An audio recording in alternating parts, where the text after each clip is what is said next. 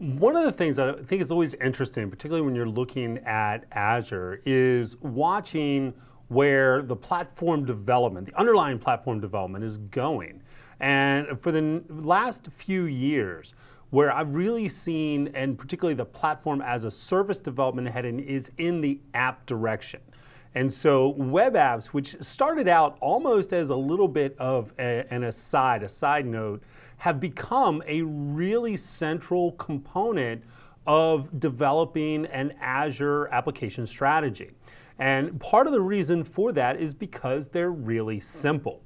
It's probably the easiest on-ramp to hosting an application, a web-based application in Azure. And in fact, I'd make the argument that it actually ends up being easier than what you would do to host it on premise. Aside from the hardware and the other things we talked about with cloud-based, it's really easy to get up and running with this.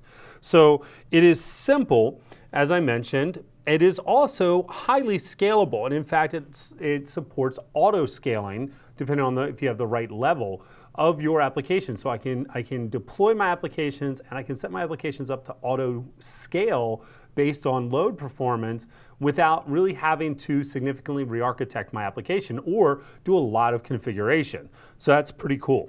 All right, so it's quick, as we said. It's a great way to get your application up into the cloud. One reason for that is that it integrates with Visual Studio. I can go directly from Visual Studio and host a web app. In fact, when you're in Visual Studio 2015 and 2013 as well, if you've got the right service pack, when you create a web application in Visual Studio, it will ask you, there's a checkbox, do you want to host this in Azure?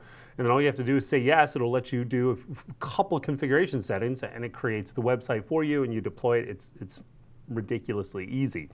All right, as I said, it also allows you to scale. Now, one thing I will be cautious about says without being required to redesign for scalability. That's not entirely true. Right? When you build an application, you should always build the application for scalability, and a lot of that has to do with the way you maintain state data. Right? If I'm scaling, I'm still scaling across multiple virtual machines, even if I don't see the virtual machines underneath of that. And if I've got state data that's being maintained within an individual virtual machine, that can have an impact on the way it scales. So consider that as you're architecting. You always want to architect really any application for scale as much as you possibly can. Okay, but I mean, aside from that general concept, then that bullet point holds true, that you don't need to do a lot of architecting to scale in this environment. Also, very cool, this is an open platform for many different languages.